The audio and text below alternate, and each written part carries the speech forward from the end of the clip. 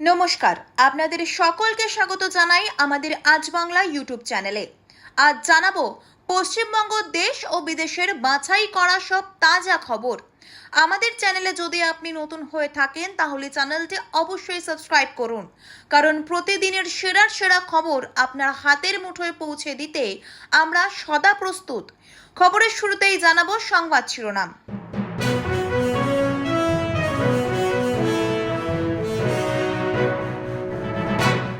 একটি 2 মাসের শিশুর প্রাণ রক্ষা করার জন্য জীবন হাতে নিয়ে খরস্রোতা নদী পার করলেন একজন নার্স। হিমাচল প্রদেশের মান্ডি জেলার এই ভিডিও সাড়া ফেলেছে গোটা নেটপাড়ায়। পুরো দেশ কুর্নিশ জানাচ্ছে নার্সের এই অসম্ভব সাহসিকতাকে। শনিবার সন্ধ্যার ঘটনা। ভারতের সীমান্ত পেরিয়ে অনুপ্রবেশের চেষ্টায় ভারতীয় বিএসএফ জওয়ানের হাতে আটক হলেন বাংলাদেশের পুলিশের শীর্ষ কর্মকর্তা। রাজ্য পুলিশের হাতে তুলে দেওয়ার পর তদন্তকারীরা বর্তমানে জিজ্ঞাসাবাদ করছেন তাকে।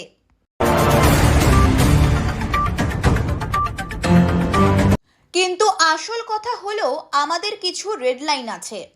মার্কিন শুল্ক নিয়ে ট্রাম্পের ওপর ক্ষিপ্ততা প্রকাশ করেছেন ভারতের বিদেশমন্ত্রী এস জয়শঙ্কর। শনিবার দিল্লির Economic Times World Leaders Forum 2025-এ এক অনুষ্ঠানে তিনি মার্কিন শুল্ক সংক্রান্ত জটিলতা এবং দেশের অবস্থান প্রসঙ্গে এই মন্তব্যই করেছেন।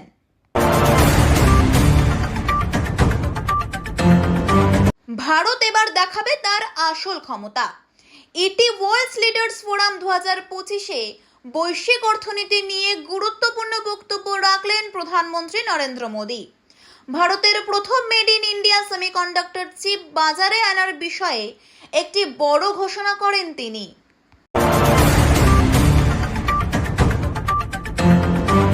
এ কি অদ্ভুত কাণ্ড!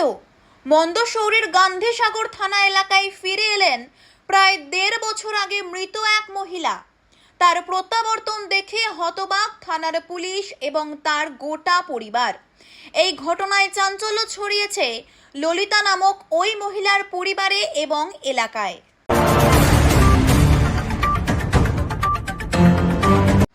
এই প্রথমবার মার্কিন প্রেসিডেন্ট ডোনাল্ড ট্রাম্পকে সরাসরি হুমকি ভারতের বিদেশমন্ত্রী এস জয়শঙ্করের। তার বক্তব্যে তিনি বলেন, ভারত তার কৃষক, ক্ষুদ্র শিল্প, শ্রমিক এবং সাধারণ ব্যবসায়ীদের স্বার্থকে সবার আগে রাখবে। কোনো ধরনের চাপের কাছে মাথা নত করবে না।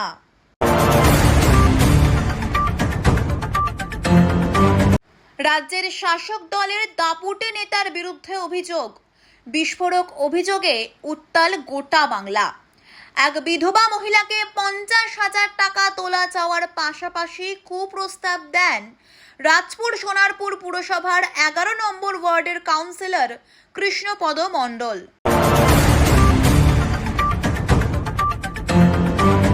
আলিপুর আবহাওয়া দফতরের তরফে আবারও দুর্যোগের পূর্বাভাস। পশ্চিমবঙ্গ ও বাংলাদেশের উপরে তৈরি হয়েছে এক নতুন ঘূর্ণাবর্ত। ক্রমশ এটি উত্তর পশ্চিম বঙ্গোপসাগর থেকে গাঙ্গেয় পশ্চিমবঙ্গ ও ওড়িশা উপকূল পর্যন্ত বিস্তৃত হয়েছে এবং সোমবারের মধ্যে তা নিম্নচাপে পরিণত হতে পারে।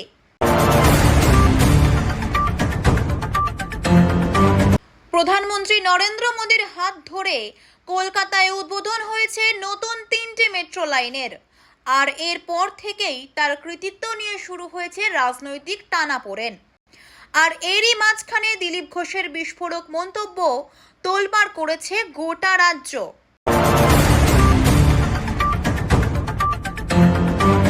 অবাক করা কাণ্ড, কবরস্থানের ওপর ফ্ল্যাট। ফের উত্তরপ্রদেশের রাজধানী লখনৌতে সামনে এলো এক ভুতুড়ে ঘটনা।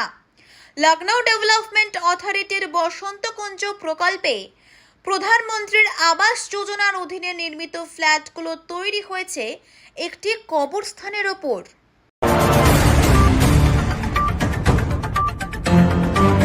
শনিবার উত্তরপ্রদেশের বিজনৌরে 1.5 বছরের ছেলেকে বুকে জড়িয়ে গঙ্গা নদীতে ঝাঁপ দিয়েছেন এক বিএসএফ জওয়ান।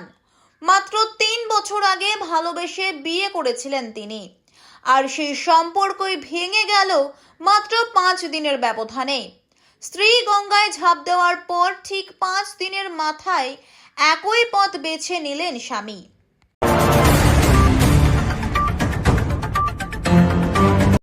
ফের ধরা পড়ল মানব পাচার এবং দেহ ব্যবসার চক্রের জাল। মুরাদাবাদ থেকে দিল্লি পর্যন্ত বিস্তৃত ছিল এই ভয়ঙ্কর চক্র।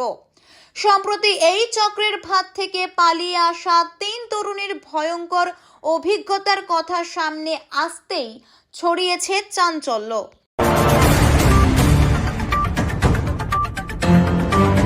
এবার ভারত ও ইউরোপের তরফ থেকে এলো মার্কিন যুক্তরাষ্ট্রের জন্য এক বড় ধাক্কা। স্পেনের এবং সুইজারল্যান্ডের সাম্প্রতিক সিদ্ধান্ত কার্যত ভেঙে দিল ডোনাল্ড ট্রাম্প প্রশাসনের সমস্ত আশা। আমেরিকার 5ম প্রজন্মের অত্যাধুনিক যুদ্ধ বিমান F-35 কিনতে সরাসরি প্রত্যাখ্যান করেছে এই দুই দেশ।